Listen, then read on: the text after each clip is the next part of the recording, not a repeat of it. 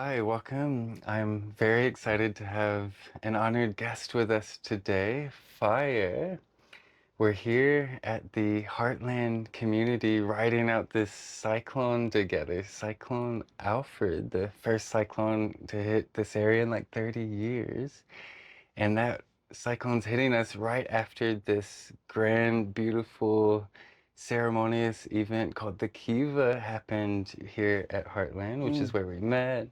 We got to know each other. yes. And as you know, maybe you know, one of my biggest intentions in shaking medicine is to gather all the wisdoms around the world that I can possibly find and bring it and preserve that wisdom and to use the gold to help more people with shaking medicine and to share the love around the world. So thank you, Fire, so much for being here and sharing with us your beautiful wisdom. Um, Yeah, it's an yeah. honor. Actually, it's beautiful. It's good to be here. It's good to be here for the Kiva prayer, here for the collective prayer, and for all the different global medicines to come to this land. We're here on Bunjalung country in the east coast of Australia, and so we just acknowledge our elders that have been holding space here for a very, very long time. And the mountains that tower uh, here in this area that is Heartland, and the family of our brother Lex and sister Magdalena, who have welcomed everybody here from all over the world to share those global medicines, right? And this is Mm, how we learn, and this is how we remember who we are, and the different modalities that we and gifts that we all have to share when we come together to pray in this way. mm, So we give thanks for that ancient wisdom that's just gathered mm, here, and for the wisdom of the waters and the wind and our environmental atua beings that kind of teach us every day about our health and mm, wellness. So it's beautiful to meet you two, brother, and learn about mm. your medicines, your shaking medicines, and to have this chat today. Yeah, thank you. Yeah, it's really beautiful. And I noticed one of the things in the whole Kiva that stood out to me the most was you and how you were holding the prayer and the ceremony, and you're often using these these shaky hands is how I'm gonna call it. Hopefully, yeah, I want to learn more about that. Like, what is that? What's going on? And Yeah, yeah. So I'm a Māori woman on Ngāti Kahungunu iwi. That's our tribe on the east coast of the North Island of New Zealand. And I come from that area uh, of my grandparents and our waka, the Takitimu and the Aotea, and our mountains there, Kahuranaki and Ruapehu. And so, I am Māori by descent and by lineage and by birth, and but I was raised here in the Injibandi people in the northwestern Western Australian coastal oh, line desert, where a lot of the uh-huh, cyclones actually cross. So I grew up with right. cyclones, Mm, so we know that kind of energy quite well. Um, but I didn't always know who I was very well. So it took mm, me most of my life to kind of retrace those steps, because I grew up here with my Aboriginal family since I was 6 years old. mm-hmm, So it wasn't until my mid 30s did I start to kind of like get this strong pull of yeah, wanting to go back to my roots, wanting to go back home and activate certain parts of myself that were there, instilled by my grandparents when I was um, given to them when I was little, and mm, raised with them, and raised with my uncle as my brother, per mm-hmm, se. So it was kind of like um, on another generational line of whakapapa and our genealogy as far as being raised this way. So yeah, it's been a kind of journey of reclaiming parts of myself. And so it wasn't until I started using my voice and discovering what that meant to kind of stand up for myself and empower myself through Mm. my voice and practices and singing as a form of Mm. healing. Oh. And and then it was that journey of singing with other Aboriginal elders, in particular one of our whale elders from the Great Australian Bight, Bunalori, who's a whale dreaming Mm. songman Mm-hmm. from down that way, and we started singing all over the country and touring for 4.5 years. Him teaching me his language, and and then so I was singing Aboriginal language with the whale songlines because we'd do work out in whale sanctuaries Mm. up in Gadi Gadi up there in Bachelor Country, Harvey Bay, Mm. and so we would share and sing the whale songlines and make music, and I'd be singing Aboriginal language, and I was like, oh well, but what's my language, and what instruments did we play, and and who am I, right? Who am Mm. I? And so it was in going back home a few years after that that I went to school for like a millisecond, just 6 months, Mm. where my husband took care of the kids for a minute while I could just go and figure a few things out. Mm. While I was there, I got to go to a university where we teach all of our cultural practices, and I got to be able to be with my elders and be with everyone, and to feel the energy of us as Māori people and how we move, how we think, how we live, how we share, how we Mm. laugh, how we nurture each other, how we take care of the land, how we relate to Te Ao Māori, to the world Mm. as Māori people. And then so there's some things started to kind of click for me, right? Mm-hmm. Like Mm-hmm. we use our voice in singing all the time, so Mm. we get together in very big large groups, and it's all full power. If you've ever seen the Haka, and you've ever Mm. seen things like Mm-hmm. that, and you know, there'd be things that I would do naturally as a kid growing up, just the way we stand. Like I would stand, I'd always kind of like stand with double hips up, and I was Mm. like, oh geez, you look bossy. I'm like, oh, do I? Sorry, It's a not meaning powerful to. stance, that Yeah, one. but it's actually a movement that Mm. is in our DNA of Mm-hmm. how we dance. It's like Mm. doing the hula, like, or qigong. If you grew up, knowing qigong, there would be a particular way that your body moved and walked because it's in the muscle Yeah. memory. Yeah. Yeah. It's in the DNA. It's like part Mm. of your makeup. But I didn't realize that I was doing these things, really Mm. tiny, subtle things. Um, that's of my people and who I am. And one of them is this shaking Mm-hmm. medicine, Mm-hmm. right? As you refer to Yeah. it as Yeah. the shaking medicine. And I remember being a kid, being in school, and having to read, a paragraph from a book or a piece of paper. And I would always have this uncontrollable kind of action come through my Mm. body, in like Was that from like anxiety of reading the probably a book or little something? bit. Yeah. Yeah. Because one of the things that this shaking medicine we know does is like rids the body of stress and anxiety Right? and trauma energy. So yeah, one thing it does is like sheds the stuff that doesn't serve us. Right. So like if we're like giving a public speech or something, a lot of people get nervous and Yeah. tremble from that Yes. kind of stress, anxiety, It's a and fear of the unknown, isn't it? yeah, so anything that can make us feel overwhelmed or stressed can Yeah. bring the body into shaking, which is actually medicine. It's the Mm. body is like invoking something natural and primal and instinctive to Right. move that energy, that charge it's building. And unfortunately, most people in the world don't know about their innate mechanism.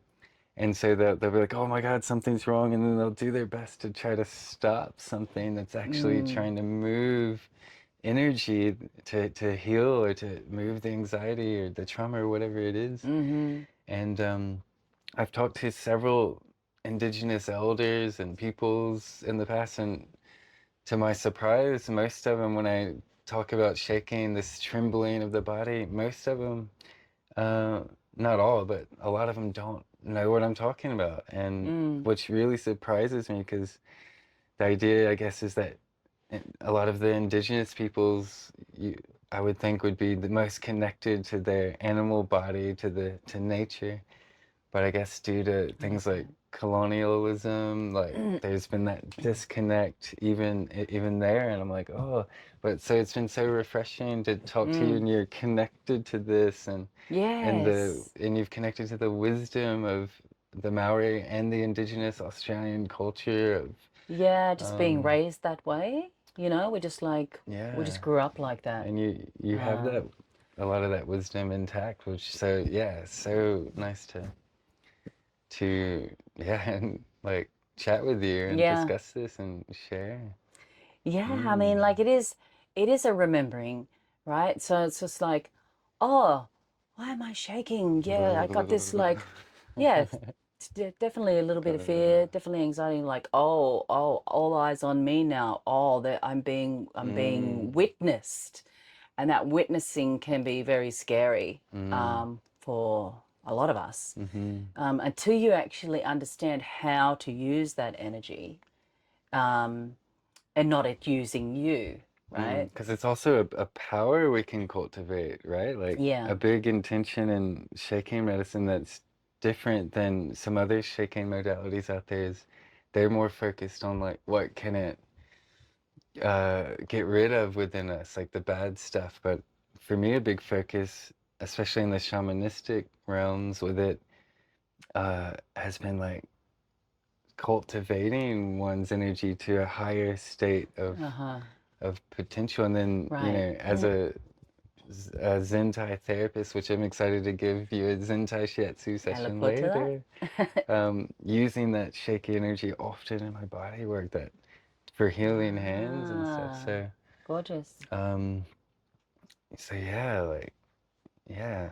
So what, maybe in the Kiva, what you were so often doing this? What was happening? What was Mm. yeah, can you share more? Yeah, so it's not, yeah, I guess so as a kid that's how I felt, not understanding what this was, or how to deal with it, this kind of like wave that would overcome, Mm, and um and a sense of choking, being oh. like just cut off, right, Mm, from stuff, from myself mm, almost. And so when I went back to school, and then we went through our, yeah, no, our routines, and this is how we dance, and these are the movements that we make, and this is what we do, and I'm like, oh my goodness, we actually do this with our hands. We do it in the Haka, we do it when we sing, and it's called a witty. a witty. How do A, you spell a that? witty. Witty. Witty. I want to say Wiri, witty, Oh yeah, witty, witty. witty, witty. Might be Weri. I'm Oh, still learning my language. something like that. I'm still Witty. reclaiming parts of that. Um, but I know it. Witty. I know the sound is witty. So we are using our hands as part of our movements. It's almost, Mm, like, um, yeah. So when we do that, it's, well, my perspective of it is, and how I understand it in my body is, that I'm either drawing in energy to support myself, or I'm mm, releasing energy mm, that's like coming up and overflowing in me. mm-hmm, So I use it to be able to kind of send the chi or the mana in mm, or out as I'm kind of moving through a space, or expressing myself, mm, or yeah, interacting with nature. I mean, as we know, sound and energetic forces, um, there are a lot of unseen things going on inside of us and around us. And so I see it as like these ripples that are kind of coming in and coming out, mm, to just kind of like help the process of the moment, and what is the moment serving mm, for, like, mm-hmm. How am I serving the moment, and how is the moment serving me? And this reciprocal kind of exchange of the world and the Mm-hmm. elements that we're working with. Like if I see a piece, some wind move, I'll just like kind of try and connect to it to Mm. support what I want to say, what I would like to share, what is the wind saying to me, Mm. and then what would I say back to the wind? Mm. You know what I mean? So like, Mm-hmm. and we were speaking the other day, and thing something came up for me, and I was like, oh, why is it that we do this? What does it remind me of when I think about an animal? Like, yes, well, Mm. one would be water, the ripples of water. Oh yeah. If we were talking about it in an environmental sense, another one would be a butterfly, the wings of a butterfly, Oh yeah. right? So, it's wings of a butterfly is so small, but they make a really big impact in within the forest realm, and especially for us as Māori when we talk about um, our sounds, our songs of nature, and coming from Mm. Hinero Katodi, which is the moth maiden, Ah, right? So right. she's a very Oh, the moth. big teacher in our cosmology as far as when it comes to music and arts and things like that. So, yeah, really think about the butterfly and the little movements that she makes and Mm. um, yeah. So this is For me, how like moving it into my heart, like those sharing with my ripples. voice, Yeah. and just like allowing that to kind of flow through the body to express ourselves in the world Mm. as Māori people. And that's a kind of energy, would you say? Those Yes, it's most ripples, definitely ripples of energy, ripples of mana, of I would mana. I would I like that. say. Yeah. Yes, ripples of life essence Mana. and life force, Mm. running through us like as the Mm. conduit of energy moving. Mm. Mm-hmm. That's how I would describe it. Yeah. All right. That's so beautiful. Like so inspiring. When I see that, I'm like, for me, I'm like, that's very powerful. Mm, Um, because I just have an inner knowing that it's really authentic for me. mm, And to see you doing that in ceremony, it's like, I think I'm feeling those ripples, like, yeah. it's like you're like, Yeah. feels like you're like playing with the fabric of space and time or something, and it's like, Yes. I'm like, Yes. I feel I'm very receptive to that kind of shaking energy. I haven't done this Yes. uh, so much now that it's like, like one of the things that I like to say that shaking medicine does for us is to make us more sensitive as it clears the body, Mm, simultaneously more resilient because we're embodying mm, this powerful instinctive tool. Um, this, I like to call it an animalistic instinctive mechanism that we're all born with. right. It's evolved over um, that's billions of years of evolution through the nervous system of animals. So Mother Nature gets it right. I feel she designed it optimally over all that time to bring us into balance and harmony and Mm, homeostasis. And so, yeah, it was just like, it was definitely seeing that simple thing was one of the things that moved me the most in this whole oh, Kiva wow. ceremony. It was like, oh, someone that's connected to the shake. Um, and it's quite rare, as I was saying, in our Mm, world today. One of my biggest purposes with this is to like bring it back to the world, educate people what it's all mm. about. Well, And we all do love to dance, yeah, what's right? in the dance? I see it in the dances. I've talked to Aboriginal elders and peoples, Shake a leg. and yeah, That's what they it's call it like they when the don't know. Aboriginal They call it people shake a leg, dance. They yeah, call it shake a leg, yeah. shake a leg, yeah, and it's well, I'll tell them about like therapeutic tremor, and they're like, oh, I'm not sure. What you're talking, most of them that I've talked to. Because it's a subconscious thing for Indigenous people. Yeah, It's not something sure. that we actually think about. It's not Uh-huh. what we have to think about It's not doing it. We go, logical. It's just, oh, it's time now for me to start doing that thing. yeah, It's yeah. just something that happens in the body Yeah. naturally because we've been practicing it for Mm. like centuries, thousands of years. Mm-hmm.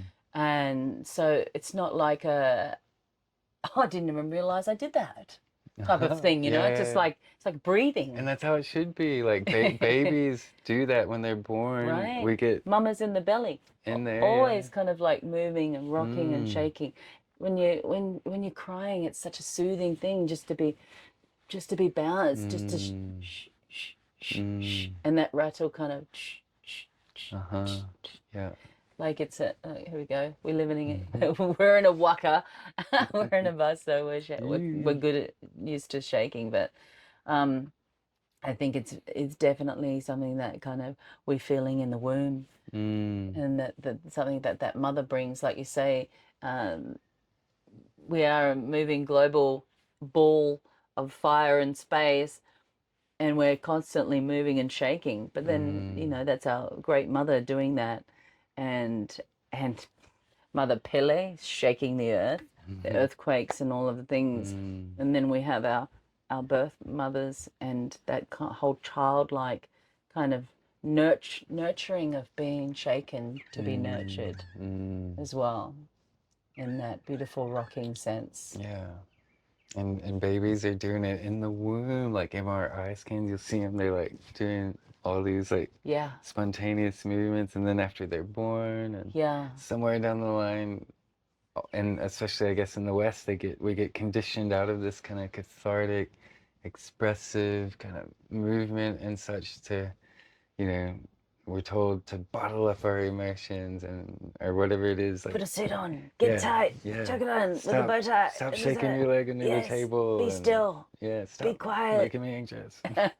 All this stuff just contributes to Mm, us just bottling everything up and not yeah, like allowing it to like unravel. And because we're born, I think, pretty much in homeostasis. Like, I mean, maybe there's generational trauma and stuff, deeper stuff to deal with, but more or less, I believe we're born in at least animalistic homeostasis. Like our body is generally pure and like in that state of harmony. mm, And if we don't lose touch with the tremor mechanism as well as other things, that this one in this context it's like really like we can stay in this state of homeostasis and harmony our whole life.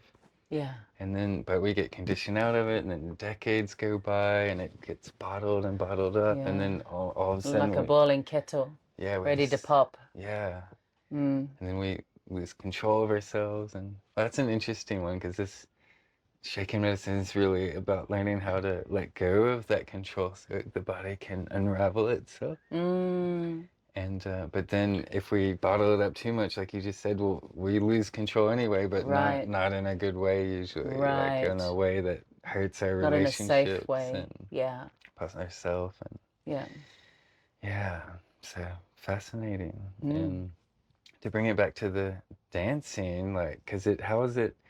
Like you mentioned the haka, I had the pleasure of participating in some hakas in my Yeah. time, and great, like powerful stuff. It's Like a full whoa, channel coming through the full body. power. Yeah, Yes. like very And strong. when we haka, we're drawing it from the heavens and we're hitting our body. So it's almost like we're pulling in that energy and Mm, releasing it, and we're activating the fascia. mm. If we think about it like we can think about it like that, Uh-huh. when we hit the Yeah. men The men. Yeah. slap their thighs and like beat their chests, and they're really just like pulling that energy down and Yeah. Yeah. activating it Yeah. into the body, and Mm. boom, releasing that kind of wave of And activation there's a lot of and like that, right? awakening. Ugh. Yeah. Like stuff like you're in it. Yeah, and it's coming out Mm. like a ticky, like a lion's roar. It's like we're physical, we're spirits in a physical body, and it's like to awaken the body, Mm. to activate that spirit within ourselves, the driver within the vessel, Mm. right? Mm-hmm. And then, so the haka is a beautiful, and that's why I think a lot of people around the world really really resonate and um, feel it in their whole being with Mm. goosebumps Oh. and and just tears activating the Mm. waterworks and the release of how much we really tightly holding ourselves in our everyday lives, you know, from childhood to adulthood. We're like holding on to so much, so that when you are to actually ever receive a haka or be part of a haka, like how invigorated and alive you Mm. feel is Mm. because we're moving those sleepy states, those Mm. atoms that have been docile. It's very fierce, a haka, right? I find it's like, Yes, we're primal, very like, primal. And I like, think a lot of the time that quietness, that shush shush that we've been told, you mm. know, as kids, or, you know, whether in your workplace of hierarchy, of, you know, Mm. this kind of whole system that we're living in, um, to feel the actual power within yourself sometimes can be really quite scary. It's like Mm. driving a huge bus you've never driven, or a truck you've never driven. You normally, you're used to a car, you can drive a car, you get in it every day, you go down the street. But if you were actually to ask to move that truck to kind of like save some lives, and you had to do that, Mm. you wouldn't know how, which gears do I move, how do I get it to go forward, like how do I know how to turn this humongous thing, you know. And I guess that's got a lot to do with what happens when this energy in our body comes up. We don't know how to drive all of a sudden our own Mm. bodies Mm. when we kind of feel this wave hit us, um, because something, we're being put on the spot or being asked or being challenged. Mm. How do we deal with that wave of energy? How do we drive that energy so that it really serves in a good way, and that we can utilize it to our advantage rather than it using us Mm. instead? And so, How do you reckon we do that? yeah, it's definitely a state of awareness and practice. Mm. It's just with anything, it's with practice. You know, you had to get your learners before you got your license. Mm. So it's kind of like you got to get in the vehicle and you got to have a go, and you got to take Mm. it out for a few spins around the corner, Mm. basically. Yeah, yeah. So like with singing or with shaking medicine, you've just kind of got to let go of the ego a little bit, not Mm. think about it so much, and just and be a bit, little bit vulnerable. You got to Totally. be a Yeah. bit vulnerable to kind of like, got to crack an egg to make an omelet, Mm. right? Yeah, so totally. Yeah. yeah, it's just about having a try, and not to be so critical of ourselves. We're so Mm. judgmental. We're so critical. Mm. You know, we want it to be right. We don't want to be embarrassed in front of our peers, or, you know, maybe my family. And it's really about having the courage Mm. to move forward through that fear, to go, okay, I know this wave is coming. I can see it coming. I can feel it coming, and I'm just going to use it, and I'm just going to Mm. have a couple of goes at it. And it's just really time. It's time. It's growth. Mm. And you know, once you take it out for a while, next thing you know, you're driving all by yourself. You're picking up some friends along the way, and you know you're having a, Mm. and then you're enjoying it. Then you can get to a phase where you know how it feels. You know how to move it. You know what to do with it next time. You know how long it lasts, depending on the situation. And then you can Mm. actually start to really now use it in a different way that is actually turns into a peaceful state of movement, Mm. and not so much a scary one. Yeah, Yeah, that's fascinating. I guess in my shaking medicine family or ecosystem, the way I've been sort of suggesting to people to like do their training wheels, as you put it, their learners and stuff is yeah, like with these courses I made, which is like it's to get the aim of these first two main courses that I created, called the beginners and intermediate course, Yes. is to get someone to essentially this place where shaking medicine becomes second nature again Yes. for them. Like, for me, that's the hardest threshold for someone that I see in people reaching. It's because before that, it takes more discipline and more like action to actually make the choice to get up in the day and be like, okay, I'm going to do this class today, and tomorrow or the next day, whatever pace, someone is comfortable at going, like, I want to do the next one. And then to have that dedication to get to that point where it becomes second nature, because once it's second nature, it's just a remembering, and then the Yeah. body wants to do it. It wants to unravel itself, is what I Right. find. Right. And then from that point on, it's just it becomes part of life again, like it should Part of your always be. practice. Mm. Even beyond that, like it's like, yeah, I mean, it does. In another way, it becomes like integrated into whatever we do in life, I feel. And it takes like a dedicated, intentional practice to get to where it's second nature. But the Yeah. beauty of it, I find, is because it's a remembering, it doesn't even take too long to get there. Like, it takes some time, but it's not like you need 10 years to get to that spot to No. master it. It's like some people get there within a few classes. I'd say an average amount is like around 15 to 20 like solid sessions is what I see in people, to like really awaken it to the point where it's like, wow, okay, I have this tool in me again for life. My body deeply remembers it. And then it just starts happening through the day. You're like, you have a sensation of like, oh, I can let some tremoring move it again. And it's like, Right. in that sense, it's not a practice. It's just a happening in a moment of, maybe you're resting or relaxing, or maybe you have a yoga practice or a qigong practice, or maybe you're doing a haka or something, and Yeah. and then you're like, oh yeah, there's something that wants to move, and it's just, we Uh-huh. can allow it to move through this mechanism. So Because our thoughts manifest matter in the body, mm, right? The mm, subconscious. And we don't even know the bits are there. Like, oh, yeah. I left that thing in my knee. Yeah. Oh, geez, like, why is it so sore?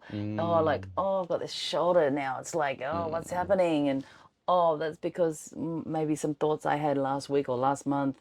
Like, It I stores in the left it body, there and I yeah. forgot about it. So That's interesting. it's a good point to kind of like even just be sitting around and going, oh yeah, I just need to shake that off a bit. And it could be such a subconscious thing you don't even know what. We don't know what half the time, right? While we feel Mm, different parts of pain in our body. mm, And so yeah, just having access to that where you just kind of yeah. like did it automatically, Mm. shook it out. Yeah. Sometimes we don't need Walking to down aisle know. 5 looking for some honey going, Well, I do that all the time. right? I'm like in public, like I don't mind like expressing myself in these ways Yeah. anymore. Yeah, it's beautiful. Excuse me. Um, it's really cool that you actually have wisdom from two different um, indigenous backgrounds in the oceanic, um, this air part of the world, Australia, New Yeah. Zealand, Aotearoa, and Australia does it have a name, an indigenous name for the whole of the? Has many It has indigenous many. names. Oh, like every tribe has Every their own name. Yeah, country, every nation has their own names, and yeah. there's hundreds of them. There's not one like. Yeah, I guess every language is different, and they all have their Lots own. of different Yeah, languages yeah. here. So compared to Aotearoa, we have different dialects. Uh-huh. Same language, different dialects. And throughout Polynesia, Hawaii would say aloha, whereas Uh-huh. Māori would say aroha. Very, Aroha. very same. Oh, wow. Matariki, mataliki, so very similar in the Polynesian realm. But when you come over to Australia, yes, yeah, it's each country has its own Mm. medicine and their own practices and their own protocols, Mm-hmm. their own totems and their own ways. And Yeah. yeah, I wouldn't be speaking too much about that. It's probably for somebody else Yeah, fair. to talk on. But what I do know growing up is I got certain language spoken to me, and you know, like there was this one word where we used to, when we were kids, if we would get into a bit of an attitude, we'd be told off and go, "Don't you get nundry with me." An injury. Yeah, nundry. Don't get nundry. And I'll be like, oh, didn't really know what it meant, but I knew that when I was behaving that way, that meant that. Mm. So if I was getting a bit like pushy pushy or so, you know, short or whatever, and I was like, oh, okay. And so that's the word that I remember growing up with, and wasn't until I was in my 30s I moved to the Sunshine Coast, and someone was telling me the stories about the mountains there, it's Mount Coolum and Mount Nindari. And then there was this, That's where I trained Zen Tai at Mountain India. Actually, right? yeah. So it's kind of like coming into this conversation, right? The medicine, the stories. And so Coolum was a warrior, and Nindari was a warrior, and they were both in love uh, with Maruchi, this beautiful woman. And so, but she loved Coolum, and then Nindri went and stole her and took her in the middle of the night. And so then they sent a hunting party, they went looking for her. And then so Coolum and Nindri had this huge battle back for Maruchi. And there's this one action where Nindri cuts Coolum's head off and throws it into the ocean, which becomes Old Woman Island out there just off the coast. And then Maruchi, being so heartbroken, she cries so much she cries a river, the Maruchi River. Oh. And when someone was telling me the story, I was like, oh, that's interesting. Nindri. Nindri cut Coolum's head off. Nindri is fierce. He's kind of got a big attitude. Oh. Oh, so if I'm being Nindri, does that mean I'm being like Nindri? Oh. Like I'm just going, wah, and just, you know, Right. acting a particular way? So this was in the West Coast. I grew up in the Pilbara, like kind of around the Headland, Karratha area. And Mount Nindri is actually on the East Coast, just north of Brisbane. And so in my mind, I was like, ah, that word relates to that warrior of that mountain all the way on the other side of Australia. And so those stories traveled from place to place through people, through song lines, being told and being shared. And so that then that warrior's name became a behavior, became part of the language in the West. Wow. And That's fascinating. I was like, wow, An injury. that kind of all the penny dropped. And I was like, oh, and I saw how language moved across the country because I grew up like that. Right? Wow. And I was like, oh, but I didn't put it together until, like, you know, decades later, Wow, that's where it fascinating. might have originated from. So I think, you Don't be know, an injury. here, don't be an injury, don't you Don't be an be an injury. injury. So, yeah, very fierce, but also, yeah, acting in a particular way. But yeah, so there's big medicine there when it comes to like moving across country, when we're talking about feeling energies of certain places as well, like when we go to sacred sites and when we're moving through different parts of country, and what does that feel like in our body, to be feeling that through the soles of our feet. Yeah, it's interesting to think about when if and when you kind of feel things when you go to places. Yeah, that's important. Feeling that for the grounding, and when we move this mana, these ripples, this energy, like I find it so important to continuously ground and integrate and harmonize with our environment and the earth. Yeah. So thanks for sharing that story. It's fascinating. I'll have to share it with my Zentai family. Yes. They'll love it. Oh, I'm sure they know about the story Yeah, of maybe. Coolum and Nindri. Probably, but I've never heard them tell it. I would think they would share that story, but who knows? Yeah, maybe a couple more questions Yeah. before we wrap it up. I I know the main place I've seen it in these indigenous cultures that you're part of, the Maori and Australians, Hmm. indigenous Australians, is in their dances. And do you see it anywhere else in the culture? Is it mostly like, do they actually use it when they need to, like, I guess, be healed or in other ways, or is it mostly in the dances? Um, I'm not sure when it comes to uh, our lomi lomi Oh, or our miri miri or anything like that. Not being a body worker that's the personally. massage, yeah. You were saying Yeah. they use it sometimes in the shaky hands and body work or Yeah, I mean, I'm energy sure they reading. would. Some would, Yeah, yeah. perhaps. Mm. Um, yeah, but I mean, for Māori people, where else do I see it? Mm. I mean, I've seen it in lots of Indigenous First Nations cultures. Oh, yeah. I So mean, others as well. well, I mean, if you look at other cultures, like just the form of shaking a rattle, Oh, yeah. that is just like a very theta brain state act Mm, mm. of way of I do love the rattle. It's one of my instruments. Someone asked is me, it "Do you play any instruments?" I'm like, "The rattle." Yeah, that's one of my. yeah, well, it makes Yeah. sense as Mm, as far as shaking medicine is concerned, or mm. drumming, very primal kind of way to kind of Yeah, yeah. use sound and movement as a cohesive partnership in Mm. in your body work and self-healing and self-activations. I love that you're into sound, and one of the things the Kalahari Bushmen talk about this, or they share it in different ways, but like opening their inner song through the shake, and then spontaneous sounds come out, and then it's like people birth their spirit song or something along those Yes, lines. And you yes. spent time with the Kalahari Bushmen. I understand. Is that Just a moment. that's a I would moment? call it a moment. We spent 10 days together or Oh, something like that's a that. good moment.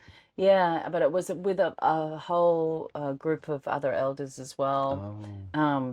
which is magical. There was a Russian elder. I want to say Russian. I don't want to get that wrong, but she had this beautiful cloak and had lots of bells and um, things on it, and she would shake and she would make this whole sound of Mm. of like she was a walking um sound musical kind of wave of a Oh. being, and it was all over her cloak, and the way she moved was just to kind of like create this kind of constant movement of Mm. of body and sound.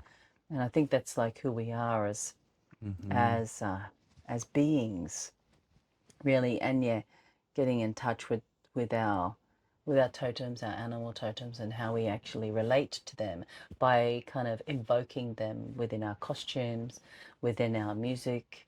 Um, there's an instrument that I played in the Kiva called a putarino, Mm. which I play um, with my witty hands and energy, Mm. which I didn't realize because I was self-taught, because were no teachers here to teach us tonga pūoro, or what we call our First Nations instruments as Māori people.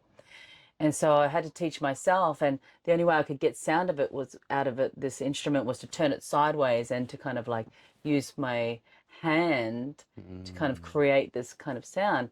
And when I shared it with another player that came to visit me one day, he was like a bit starstruck, going, "Well, is that how you play it?" I'm like, "Yeah, isn't that how you play it?" He goes, "I've never seen anyone play it like that before." I'm like, "Really?" He goes, "Yeah, usually we play Mm. it this way, long ways, and we go up and down and stuff." He goes, "But you play it completely like this," and I'm like, "That's how I could get sound out of it." And this Mm. is how, what's so magical is um, when we're left to discover things about ourselves in Mm. our own way. It can really bring old memories back into play, ancient practices back into play, and it can also activate new ones that we're kind of bringing into the new world now, and how we're actually moving those old ways into the new world and integrating that together. Yeah, so that's been kind of an interesting discovery as well. That that in the sense of play Oh, and being free that's so to relevant. discover, Yeah, to this. Yeah. yeah, that we can like birth new things Mm, and teach each other so much. mm. Yeah, play and freedom, Yeah, that's really important, I feel. our A big uniqueness. value of mine, yeah. Yeah, And intuition. right. Yeah. Yeah, I think this kookaburras were just singing for us. Yeah, they're gorgeous, aren't they? Yeah. Was there any last thing or things you'd like to share? um I guess I would just invite invite anyone who might be curious as to wanting to discover, you know, how to use their body in a healthy way, how to kind of like self heal, Mm, navigate, um, not just trauma, right? Because we all kind of have had some form of pain. It's to be human is to feel, complete joy, and then the opposite of pain, what it is to be this human form. mm, And I think it's not just about kind of like uh, releasing all your trauma and dealing with all of that. It's also, yeah, about discovering new ways of being and finding empowerment mm, within our own bodies, within our deep, deep cellular memory, mm, is to finding the joy of being who we are mm, and expressing ourselves, mm. um, yeah, with love, Oh, in a yeah, loving yeah. state instead of a fearful one. We're Mm, dealing with a lot in the world today, so many things, so much information, um, quite a quite a bit of survival out there, right? mm, And to just kind of step into a place of wanting to feel love in our mm, bodies. I think this is a really beautiful way to kind of begin because, you know, it can be done in silence. You don't have to open up all the channels at once, but mm, just to start your what you call shaking medicine or shamanistic kind of ways of movement to kind of just open up the channels for that space. And then what I love to do is then to bring the sound through the body. And that's like for me, one of my big medicines as a mm, sonic weaver is mm. to weave the sound through the body and to actually fill the caverns with vibrational, Mm, harmonies. And, that doesn't mean it has to sound sweet. It's just to feel mm, that rush of not just air, but sound as a healing mechanism. mm, I guess the shaking of the body would be the first activation, mm, and then and then you allow the sound to run through the circuits mm, to actually just have an upgrade. It's like mm, taking your car in for a service. You mm. know, you don't just change the oil. You got to pump the tires up a bit, and you got to like turn up the motor.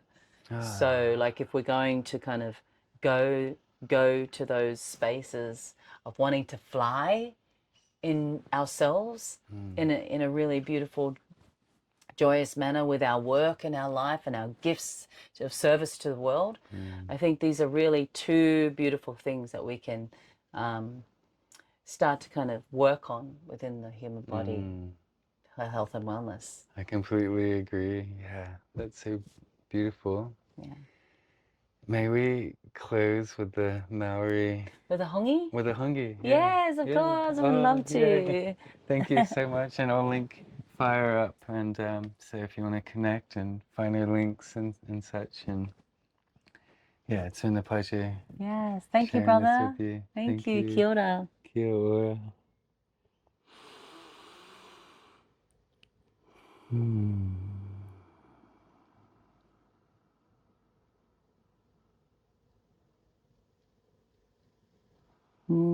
Yay. Blessings to the shaking medicine. Thank you so much.